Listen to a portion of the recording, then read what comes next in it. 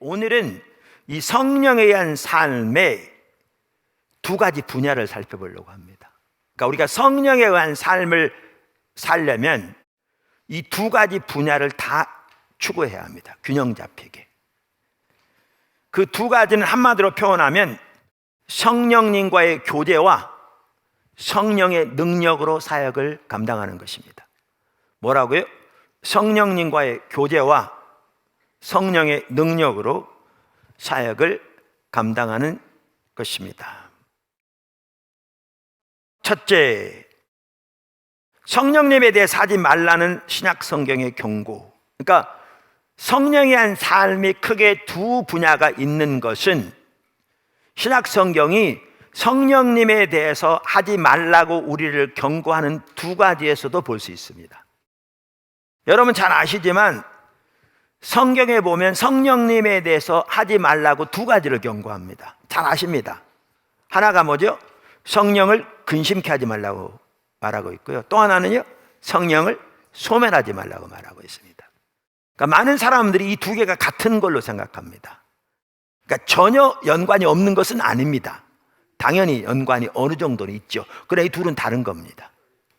그래서 이 두 가지를 살펴보면 우리가 성령에 대한 삶에서 우리가 추구해야 할, 그리고 사모해야 할 두 분야가 무언가를 잘 볼 수 있습니다.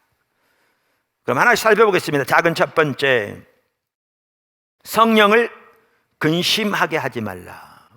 성령을 근심하게 하지 말라. 그러니까 성경은 우선 우리에게 성령을 근심케 하지 말라고 명령하고 있습니다. 그러니까 에베소서 4장 30절에 잘 나오는데요. 한번 보시죠. 하나님의 성령을 근심하게 하지 말라. 그 안에서, 여기에 그는 성령이죠. 성령 안에서 너희가 구원의 날까지 인치심을 받았느니라. 여기에 구원의 날은 뭘 말하냐면 예수님이 다시 오셔서 우리의 구원을 완성하실 때를 말합니다. 지난주인가 제가 말씀드렸잖아요. 성경은 우리의 구원을 세 가지 시대를 사용해서 표현하고 있다고요. 한편은 우리가 이미 구원을 받았습니다. 그래서 과거형으로 표현되어 있고요. 또 한편은 우리가 지금 구원을 받아가고 있습니다. 그래서 신약 성경은 구원을 현재형으로 표현하고 있기도 합니다. 또 한편은 우리가 구원을 받을 것입니다. 그러니까 구원을 미래형으로 표현하고 있죠.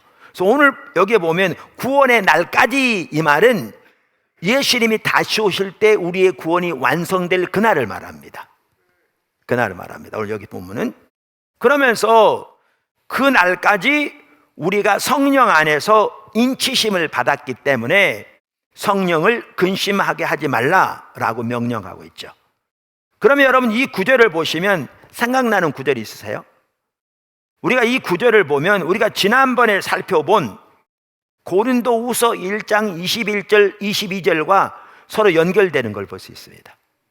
고린도후서 1장 21절 22절 한번 보시죠.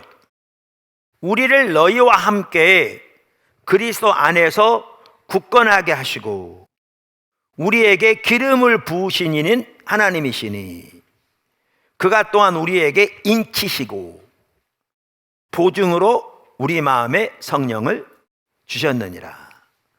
그 전에 이와 관련해서 매우 중요한 한 부분이 지난주에도 살펴본 로마서 8장 3절이죠. 아주 중요한 구절. 다시 한번 보시면 율법이 육신으로 말미암아 연약하여 할 수 없는 그것을, 지난주 이미 설명드렸습니다. 그러니까 하나님의 율법이 문제가 있는 것이 아니라고요. 율법은 거룩하고 의롭다고요. 그런데 우리가 타락하여 죄에 팔려 육신이 연약하여 우리의 육신의 힘으로 하나님이 원하신 바를 지켜 행하여 하나님이 기뻐하신 자리에 설 수 있다 없다? 없다고요. 그거를 지금 말하는 거죠. 율법이 육신으로 말미암아 할 수 없는 그것을. 그래서 율법이 할 수 없는, 더 나아가 우리가 할 수 없는 그것을 누가 하신다고요? 하나님이 하시나니. 그러면서 하나님이 이 일을 하기 위해서 하신 일이 뭐냐? 여기 8장 3절에 보면 곧 죄로 말미암아 자기 아들을 죄 있는 육신의 모양으로 보내어 육신의 죄를 정하사. 하나님이 하시기 위해서 하신 일이 뭐냐? 예수님 십자가죠. 예수님을, 죄 없는 하나님의 아들인 예수님을 십자가에 내어 주사 그로 죄를 지고 십자가에서 돌아가게 하신 거죠. 그러니까 우리가 할 수 없는 것을 하나님이 하시는데, 하나님이 하시는 핵심적인 한 방편이 예수님의 십자가죠. 십자가를 통해서 하시는 거죠. 이건 이따로 볼 텐데 정말 중요한 말씀이죠. 그러면서 아까 읽은 고린도서에 보면 1장 26절에 뭐라고 말하는가? 우리를 너희와 함께 그리스도 안에서 굳건하게 하시는 분이 누구라? 하나님이시니. 여기도 보시면 우리를 그리스도 안에 세우시는 분이 우리가 아니라 누구라고요? 하나님이시니. 그러면서 하나님이 이 일을 위해서 하신다고 하는 게 여기는 뭐냐 하면 바로 그거죠.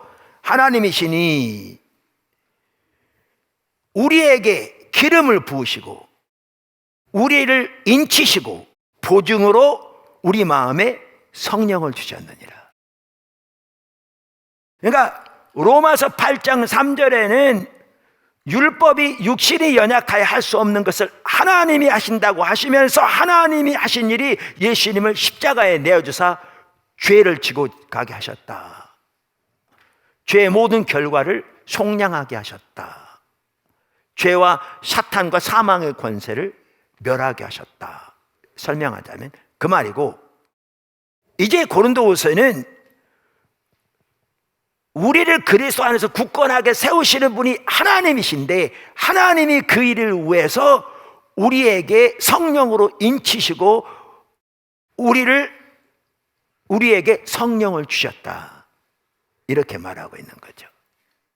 그래서 오늘 여기에 보시면 이 고린도후서 1장 21절 22절과 아까 에베소 4장 30절에 그 안에서 너희가 구원의 날까지 인치심을 받았다, 이 말이 정확하게 연결되는 걸 볼 수 있습니다. 무슨 말인지 아시겠죠? 그러면 우리는 이 말은 뭘 볼 수가 있느냐 하면, 이렇게 하나님이 하시는데 예수님을 십자가에 내어주시고 그리고 우리에게 하나님의 영 성령을 보내주셨는데, 이 성령님이 우리로 하여금 그 구원의 완성의 날에 이르도록 이제 우리를 도우시고 우리를 인도하시고 우리를 빚어가시고 우리에게 힘을 주시고 우리에게 지혜를 주시고 우리 안에서 우리를 통해서 역사하시는 거죠. 그러면서 뭐라고 그러시냐면, 그러니까 너희는 성령을 감히 근심케 하지 말라, 그 말입니다. 그러니까 이 말은, 그래서 여기에 보면 성령을 근심하게 하지 말라는 말은 우리를 인도하시고 우리를 빚어가시는 그 성령님의 역사에 대해서 지금 말하고 있는 겁니다. 무슨 말인지 아시겠죠? 그래서 페트라 주석만 하더라도요, 이 하나님의 성령을 근심하게 하지 말라, 그 부분에 대해서 이렇게 표현했더라고요. 성령은 그리스도인 안에서 역사하시는 인격적인 안내자이며 지도자이기 때문에, 그러면서 성경 구절 몇 개 써놨고요, 그의 인도하심에 따르지 않고 자신을 더럽히면 그를 근심케 만드는 것이다. 그러면서 가로 열고 켈빈, 그러니까 존 켈빈도 이렇게 얘기했다는 거예요. 존 켈빈도. 그래서 여기 보시면 성령을 근심케 하지 말란 말은 우리가 성령과 동행하는 삶, 성령님과의 교제, 성령의 인도를 따르는 삶과 연관이 있는 걸 볼 수 있어요. 그리고 성령을 근심케 하는 한 핵심적인 요소는 에베소 4장도 말하는 것처럼 죄죠. 바로 또 우리의 말로 죄를 지는 것도 거기 바로 포함돼요. 4장 3절 바로 아래 보면 다 포함되는 거죠. 이게 한 부분이라면 성경에는 성령님에 대해서 하지 말라고 하신 부분이 또 있습니다. 아까 말한 대로 뭘 하지 말라고 그랬죠? 성령을 소멸하지 말라 그랬습니다. 우리가 일반적으로 아까도 말씀드린 대로 성령을 근심케 하지 말라는 말과 성령을 소멸하지 말라는 말을 같은 뜻으로 이해하는 경우가 있는데요, 다릅니다. 말씀드린 대로. 우선 성령을 소멸하지 말란 말은 어디 나오냐 하면 데살로니가전서 5장 19절에 나옵니다. 성령을 소멸하지 말고. 근데 말씀드린 대로 우리 신앙을, 성경을 올바로 이해하려면 문맥에서 이해하는 게 중요하다고 그랬잖아요. 바로 다음 절 읽어보시면 이게 무슨 말인지 더 이해가 되죠. 예언을 멸시하지 말고 범사에 헤아려 좋은 것을 취하고. 자, 이렇게 볼 때 여기에 성령을 소멸하지 말라는 말은 성령의 나타나심, 즉 성령의 은사와 관련이 있습니다. 성령의 능력의 역사와 관련이 있습니다. 문맥을 보아도 명확하게 알 수 있습니다. 우선 성령을 소멸하지 말라는 말 자체가 그 뜻입니다. 우리말에 소멸하지 말라, 그러니까 이게 무슨 말인지 참 명확하지 않은데 원어를 보면 문자 그대로 해석하면 성령의 불을 끄지 말라, 그 뜻입니다. 이 말은 성령의 불을 끄지 말라, 그런 뜻입니다. 아까 말씀드린 페트라 주석도 이 부분에 대해서 잘 표현했더라고요. 그 주석 이렇게 말했습니다. 성령을 소멸치 말며는 성령의 불을 끄지 말며로 번역할 수 있다. 원문이 그렇게 돼 있어요. 이렇듯 성경은 성령을 불로 묘사한 예가 많이 있다, 그러면서 성경구절 몇 개 쭉 써놨고요. 그러면서 이렇게 말합니다. 고린도 교회에서는 성령의 역사를 무질서하게 사용하여, 이게 고린도 교회가 그렇게 했습니다. 그 다음에 이 저자는 이렇게 말해요. 광신적 태도가 만연했음에 비해. 그러니까 이걸 보면 이 저자의 편견을 볼 수 있습니다. 그러니까 고린도 교회가 성령의 역사를 무질서하게 사용한 건 맞는데 그거를 표현하면서 광신적 태도라고 표현한 것은 그 저자의 편견이 지금 들어있긴 하거든요. 근데 어찌됐든 간에 고린도 교회는 성령의 역사를 무질서하게 사용한 것은 분명히 맞습니다. 그게 그렇다면 그 페트라서 이렇게 말합니다. 비에 데살로니가 교회에서는, 잘 들으십시오, 오히려 성령의 활동을 제한하거나 배격하는 일을 하였던 것으로 보인다. 정확하게 제가 말한 것 같은 의미로 말하고 있는 게, 이 페트라 주석의 저자도 여기에 성령의 불을 끄지 말라는 이 말을 아까도 말한 대로 이 데살로니가 교회에는 고린도 교회하고는 반대로 성령의 활동을 제한하거나 배격했던 것 같다는 거죠. 그리고 그것을 지금 지적하고 있다는 거죠. 그것을. 그래서 성령을 소멸하지 말라는 말은 뭐와 관련되냐면 아까도 말씀드린 대로 성령의 나타나심, 성령의 은사, 성령의 능력의 역사와 관련됩니다. 그러면 성령님에 대해서 하지 말라고 하는 이 두 가지를 보더라도 우리는 성령에 의한 삶을 살 때 크게 두 가지 부분이 있는 걸, 분야라고 해도 되고요, 분야가 있는 걸 볼 수 있습니다. 하나는 성령과의 교제가 있고요, 혹은 성령과 동행하는 삶. 다른 하나는요, 성령의 능력으로 사역을 감당하는 삶입니다. 이 두 분야가 있는 걸 볼 수 있습니다. 성령님에 대해서 하지 말라고 하는 부분만 보더라도 두 분야를 볼 수 있습니다. 무슨 말인지 이해하시겠죠? 자, 큰 두 번째, 성령님과의 교제. 이제 그 두 분야를 하나씩 간단하게 살펴볼 겁니다. 성령님과의 교제 혹은 성령님의 인도를 따르는 삶. 성령에 의한 삶의 한 핵심은 성령님과의 교제, 다른 말로 하면 성령의 인도를 따르는 삶 혹은 성령과 동행하는 삶입니다. 사실 성령님과의 교제가 우리 신앙에서 모든 면에서 가장 핵심이라고 할 수 있습니다. 잘 들으세요. 성령님과의 관계에 있어서 가장 핵심은 성령님과의 교제입니다. 아멘. 성령님과의 관계에 있어서, 우리와 성령님과의 관계에 있어서 가장 핵심은 성령님과의 교제입니다. 우리가 이걸 잘 볼 수 있는 구절 중에 하나가 어디냐? 고린도 후서 13장 13절 마지막 절이죠. 여기 지금 축도가 이제 여기서 많이 나온 건데 한번 보시죠.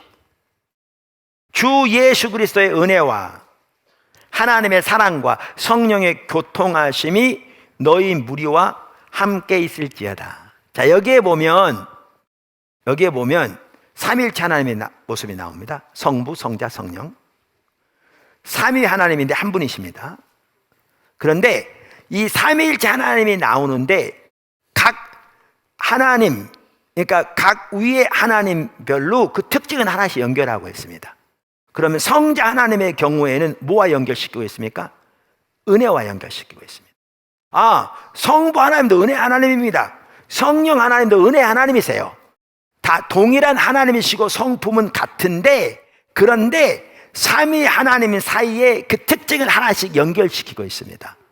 그래서 성자 하나님과는 뭐를 연결시키고 있다고요? 은혜.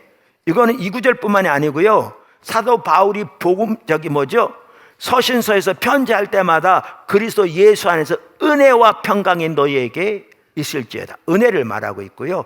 요한복음만 하더라도 그리스도 안에 은혜와 진리가 풍성하더라. 그의 풍성한 데서 우리가 받으니 은혜 위에 은혜로라. 이렇게 말함으로써 성자 예수님과 여러 성경이 뭐를 집중적으로 연결시키고 있느냐 하면 은혜를 연결시키고 있습니다. 은혜를. 그 다음에 성부 하나님과는 뭘 연결시키고 있습니까? 사랑을 연결시키고 있습니다. 이건 이 구절만이 아닙니다. 요한일서만 하더라도 하나님은 사랑이시라. 사랑이 이렇게 나타났으니 우리를 위해 예수님 주신 것을 말하고 있죠. 로마서 5장 8절만 하더라도 우리가 아직 원수되었을 때 하나님께서 하나님의 아들 예수님을 십자가에 내어주심으로 우리에 대한 자기의 사랑을 확정하셨다. 이렇게 말하고 있죠. 다양한 성경에서 삼위일체 하나님을 말하면서 성부 하나님과 직접적으로 연결시키는 가장 핵심적인 하나가 뭐로 연결시키고 있어요?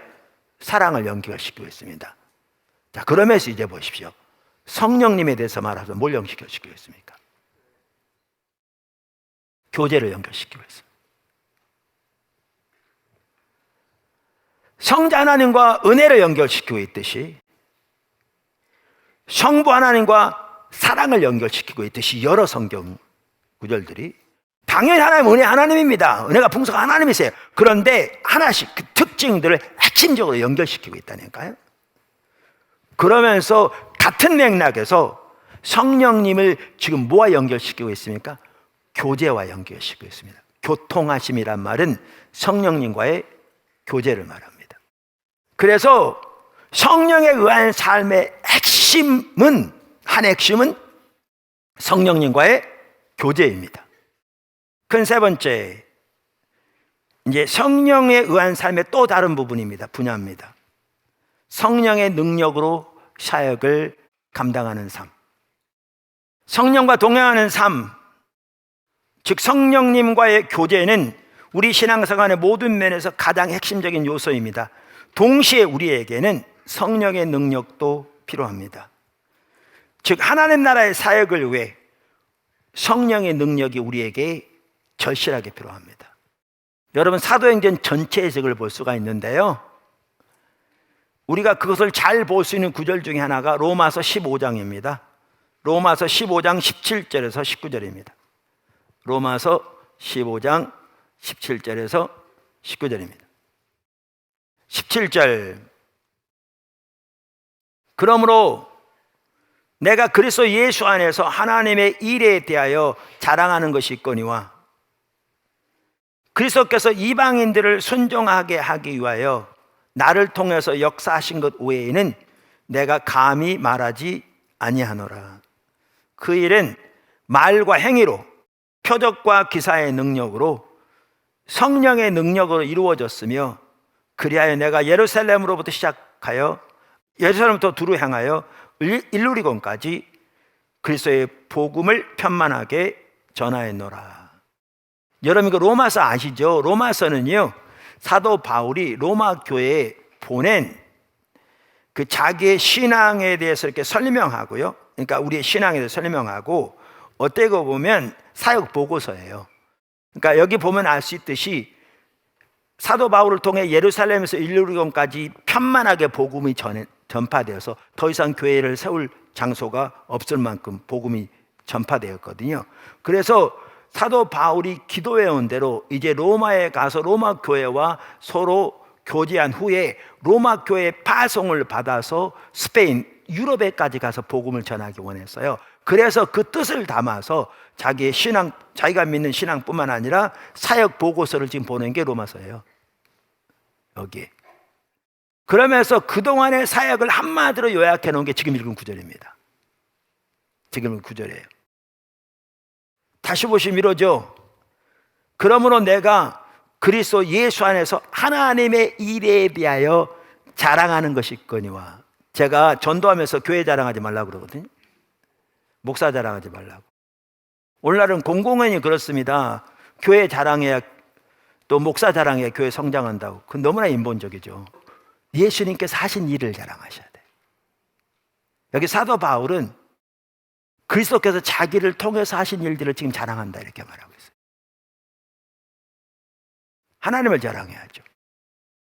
그러면서 여기에 보면 아까 말씀드린 대로 예루살렘에서 일루리곤까지 그리스도의 복음이 편만하게 증거되었는데 어떤 통로를 통해서 증거되었는가 딱 두 가지를 제시하고 있어요. 18절에 보면 말과 행위로 되어졌다는 거예요. 우리말에 쭉 연결되어 있는데요, NIV 성경을 보면 이걸 잘 표현하고 있어요. 말씀 선포를 통해서. 여기 행위는요, 성령의 능력의 역사를 말하는 거예요. 그거를 설명한 게 표적과 기사의 능력, 성령의 능력, 사도행전에 잔뜩 나와 있는. 그래서 하나님께서 바울을 통해 이방인들을 그리스도께 복종하도록 강력하게 역사하셨는데 말씀을 통해 역사하시고 성령의 사역을 통해 역사하셨다 그 말이죠. 예수님이 그랬고 사도 바울이 그랬고 초대교회가 그랬고. 그래서 여기에 보시면 중요한 한 가지가 뭐냐 하면 성령의 능력으로 사역을 감당하는 것이 성령이 한 삶의 또 한 중요한 부분입니다. 이 부분에 대해서 성경은 성령을 소멸치 말라고 말하고 있는 거예요. 이 부분에 대해서. 할렐루야. 성령의 은사는 하나님 나라를 위한 도구입니다. 지금 포도나무 교회 뒤에 여기 가시면 거기에 식당도 있고 초등학교, 중고등학교, 미래관, 바인하우스 잔뜩 있잖아요. 여기 과거에 산이었거든요. 여기 공사할 때 어떻게 한 줄 아세요? 포크레인으로 그냥 푹 퍼내요. 근데 보세요. 이제 우리 어렸을 때 새마을 운동할 때 가면 어른들이 삽 하나씩 들고 동네에서 나왔거든요. 근데 포크레인으로 하루 할 일을 삽을 들고 어른들이 해도요, 여러 날을 여러 사람이 해야 돼요. 삽도 없다. 불가능한 거죠. 그러니까 도구가 일하는데 매우 중요하듯이 우리가 하나님 나라의 사역을 감당하는데 핵심적인 중요한 요소가 성령의 능력입니다. 성령의 은사예요. 성령의 기름 부음이에요. 예를 들면 전도, 설교, 치유, 가르침, 구제, 위로, 상담, 돌봄, 이 하나님 나라 일 모두 성령의 역사가 필수입니다. 이와 같이 이건 단순히 구제뿐만 아니고요, 성령의, 그러니까 하나님 나라 사역의 모든 면에서 다 마찬가지입니다. 그래서 우리는 한편으로는 성령과 동행하는 삶이 필수이지만 동시에 성령께서 더욱더 우리 가운데 강력하게 임재하시고 운행하시고 역사하셔서 하나님 나라의 일들을 더 강력하게 나타내시고 이루시도록 사모하고 열망해야 하고 또 적극적으로 추구해야 합니다. 할렐루야. 네 번째, 큰 네 번째입니다. 이 두 가지 분야의 조화가 중요합니다. 무슨 말이냐면 같은 성령의 역사이기 때문에 이 둘을 무자르시 딱 둘로 분리할 수는 없습니다. 많이 서로 연결됩니다. 그러나 아까도 말씀드린 대로 이 둘은 다른 분야로서 때로는 별도로 나타나기도 합니다. 그런 문제가 됩니다. 심각한 문제가 발생합니다. 그러니까 대표적인 예가 어디냐면 고린도 교회입니다. 고린도 교회는 고린도서 1장 7절에 보면 알 수 있듯이 하나님의 성령의 은사가 부족함이 없이 나타난 교회입니다. 그래서 1장 7절, 너희가 모든 은사에 부족함이 없이 우리 주 예수 그리스도의 나타나심을 기다림이라. 그래서 성령의 은사에 대해서 말하는 성경 구절이 크게 네 군데 있는데요, 그 중에서 성령의 은사들, 가장 많은 은사들을 가장 집중적으로 다루고 있는 게 고린도전서입니다. 12장부터 14장까지. 그런데 고린도 교회는 성령의 은사는 부족함이 없이 나타났는데 성령과 동행하는 사람은 전혀 되지 않았습니다. 우리가 그걸 어디서 보면 알 수 있냐면 고린도서 3장 1절에서 볼 수 있는데 이렇게 말하고 있습니다. 형제들아, 내가 신령한 자들을 대함과 같이 너희에게 말할 수 없어서 육신에 속한 곧 그리스도 안에서 어린아이를 대함과 같이 하노라. 그래서 그들은 은사는 부족함이 없이 나타났는데 영적으로는 어린아이였고 육적인 그리스도인이었습니다. 그래서 사도 바울이 고린도전서 1장의 4장, 고린도서 1장의 4장 8장에서 집중적으로 십자가 복음을 말합니다. 복음을 말합니다. 이와 같이 성령과 동행하는 삶, 성령과의 교제, 성령의 능력으로 사역을 감당하는 삶이 같이 가야 되는데 문제는 성령의 능력은 추구하되 성령과의 교제를 추구하지 않으니까 이게 불구가 돼서 심각한 문제를 가져옵니다. 그 문제 중에 하나가 뭐냐 하면 이렇게 되면 성도들의 삶이 안 변합니다. 그래서 고린도 교회 같은 경우에는 사도 바울이 세운 교회 중에 가장 어린 교회 중에 하나였고요, 세상에 없는 죄까지도 교회 안에 있었다고 사도 바울이 말하고 있고요, 고린도 전서를 보면 고린도 교회 가운데 얼마나 세상적인 죄와 시기와 질투와 다툼과 싸움이 가득했는가를 금방 볼 수 있고요, 성령의 은사만 하더라도 덕을 교회 전체의 유익을 세우기 위한 건데 이렇게 성령과의 교제가 같이 가지 않으면 한쪽만 나타나게 되면 성령의 은사가 하나님의 유익을 위해서, 교회의 유익을 위해서, 성도들의 유익을 위해서 사용되는 게 아니라 자기의 유익을 위해 사용됩니다. 그리고 많은 분열을 가져옵니다. 그래서 아까 페트라 주석은 광신도적인 자세라고 표현할 만큼 좀 편견이 들어있는 말이긴 하지만 그런 결과를 가져오게 됩니다.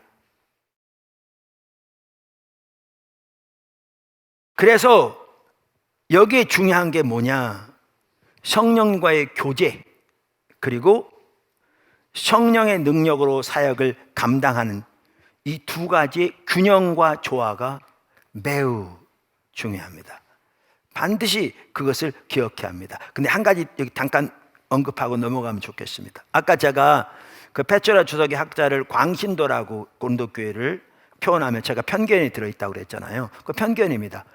그러니까 틀린 말은 아닐지 몰라도, 왜냐하면 사도 바울은 그렇게 안 했어요. 고린도 교회가 문제가 많았잖아요. 거기는 방언만 하더라도 사람 만나면 다 방언을 했어요. 그 내용을 자세히 보시면 만나면 내가 롤롤로 검쳐 롤롤로 막 이런 거예요. 그러니까 사도 바울이 하는 말이 안 믿는 사람 보면 당신들 미쳤다고 그러지 않겠냐. 그러니까 혼자 기도할 때는 방언해도 좋은데 공적으로 얘기할 때는 알아듣는 말로 해라.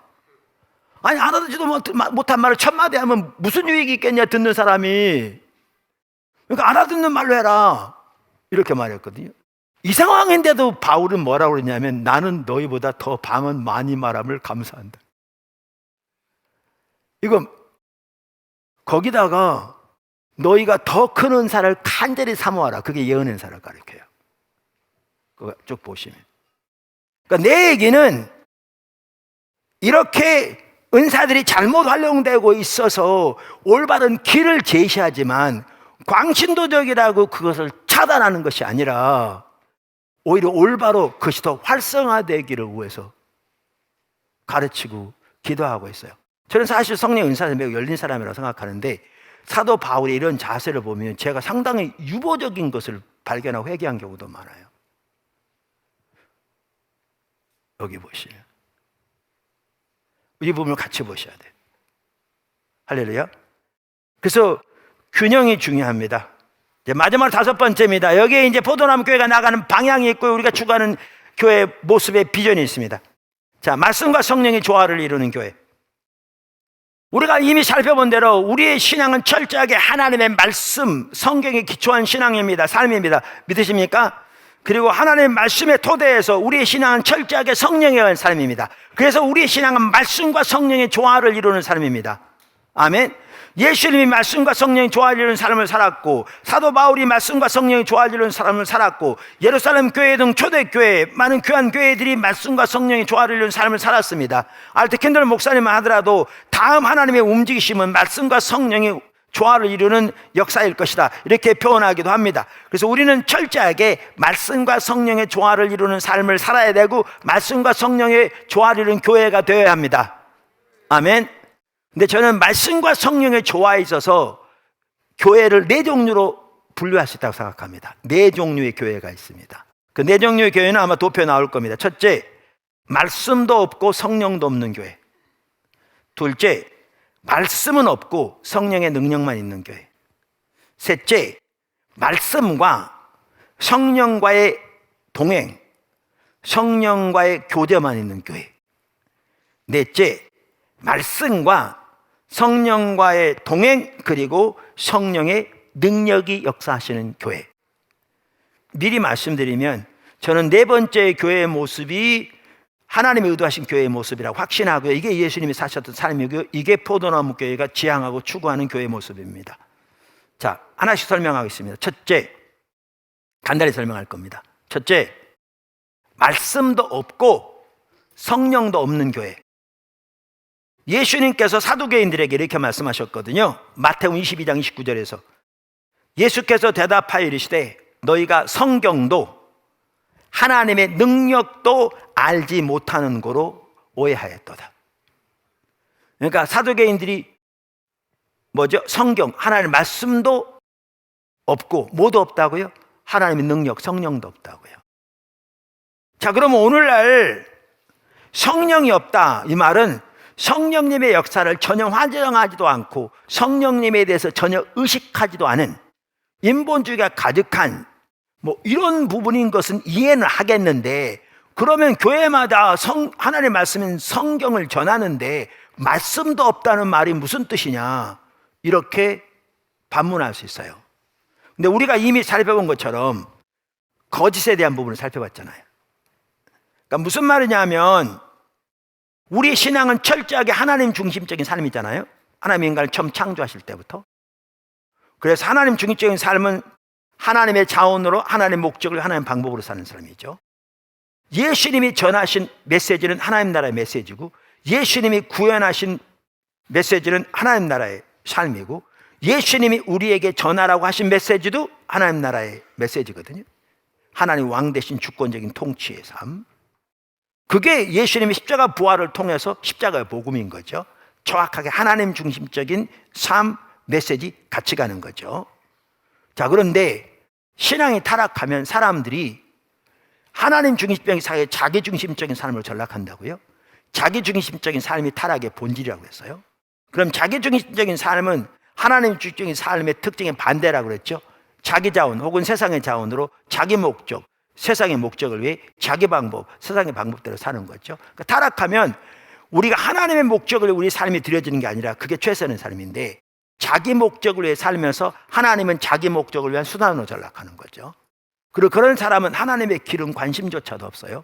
그러니까 자기 목적 이루기 위해서 세상의 방법, 세상의 방식대로 살아가면서 종교적인 의식은 하는 거죠. 왜? 자기 목적을 이루어달라고. 그러니까 율법주의인 거죠.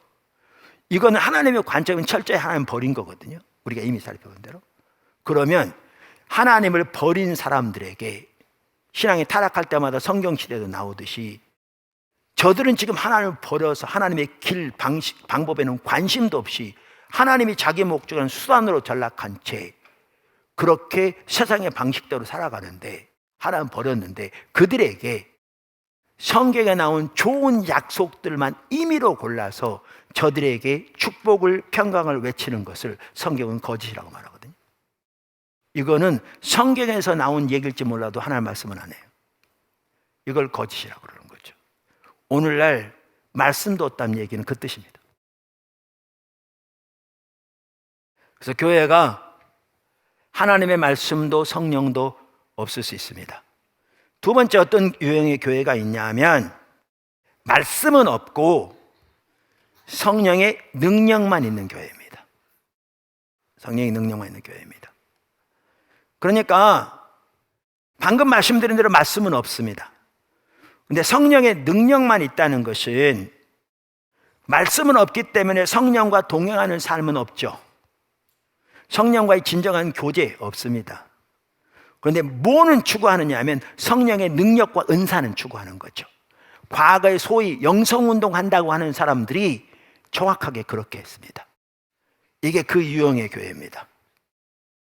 이렇게 성령의 은사를 말할 때 그 성령의 은사라고 하는 것들이 때로는 혼적인 역사도 있을 수 있고요. 때로는 사탄의 방해도 있을 수 있습니다. 그러나 그런 상태에서 나타나는 모든 역사들이 다 사탄의 역사라고 말하는 것은 절대 옳지 않습니다. 부분적으로 성령의 은사도 얼마든지 나타날 수 있습니다.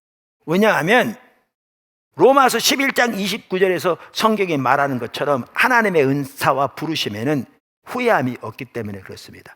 예를 들면 사울이 하나님을 떠났을 때에도 예언의 은사가 나타났습니다. 최소한 당분간은.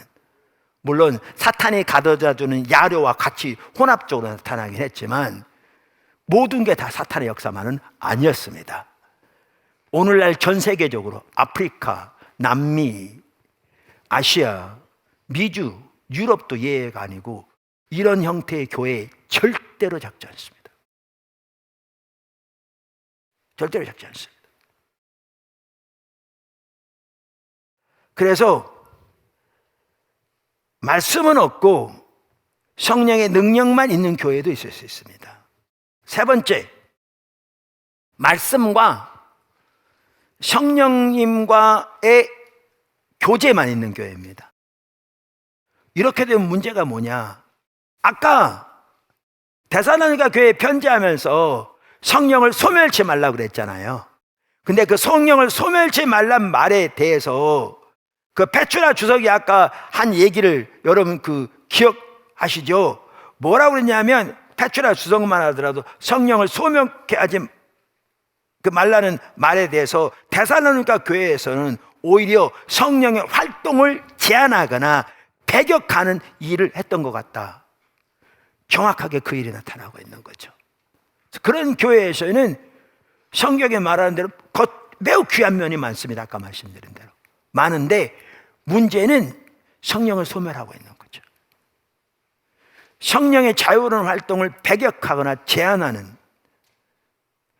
데살로니가 교회와 같은, 아까 두 번째 교회가 고린도 교회와 같은 모습과 비슷하다면 세 번째 교회는 나름대로 뛰어난 부분이 많을지 모르지만 데살로니가 교회가 성령님의 역사에 취했던 것과 같은 역사를 취하고 있는 모습인 거죠. 이게 또 문제가 뭐냐 하면 하나님의 부흥은 성령이 대규모로 부어지는 것입니다. 로이드 존스 목사님도 그렇게 말하고 있고요. 총신대 교수님이면서 부흥을 강의하고 있는 귀한 목사님도 동일하게 말하고 있고요. 조나단 에드워즈도 그렇게 말했고요. 하나님의 부흥은 하나님의 성령이 대규모로 부어지는 건데 문제는 이 성령의 자유로운 역사를 배격하거나 제한하면 부흥을 위한 자리가 없습니다. 부흥은 성령이 대규모로 부어지는 건데요.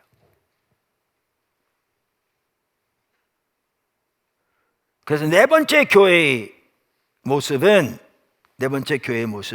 말씀드린 대로 말씀이 있고 성령님에 있어서 성령과의 교제가 있을 뿐만 아니라 성령의 능력이 자유롭게 하나님의 나라 확장을 위해 강력하게 역사하는 그 교회를 말합니다. 그게 예수님이 사셨던 삶이고 그게 사도 바울이 살았던 삶이고 그게 예루살렘 교회 등 초대교회가 살았던 삶입니다. 저는 이게 하나님이 의도하신 교회의 모습이라고 확신하고요. 이게 포도나무 교회가 추구하고 나아갈 교회의 모습이고 한편으로 지금까지 추구해온 교회의 모습이라고 확신합니다.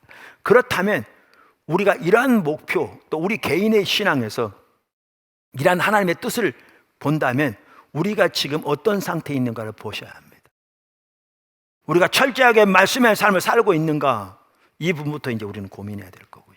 그럼 말씀의 삶과 아울러 우리는 그럼 오늘날 성령과 교제하며 그분의 인도를 따르는 삶을 살고 있는가 들어보지도 못했다고요? 아울러 성령님이 자유롭게 운행하시는 예배, 운행하시는 우리의 모임, 우리의 삶이 되고 있는가?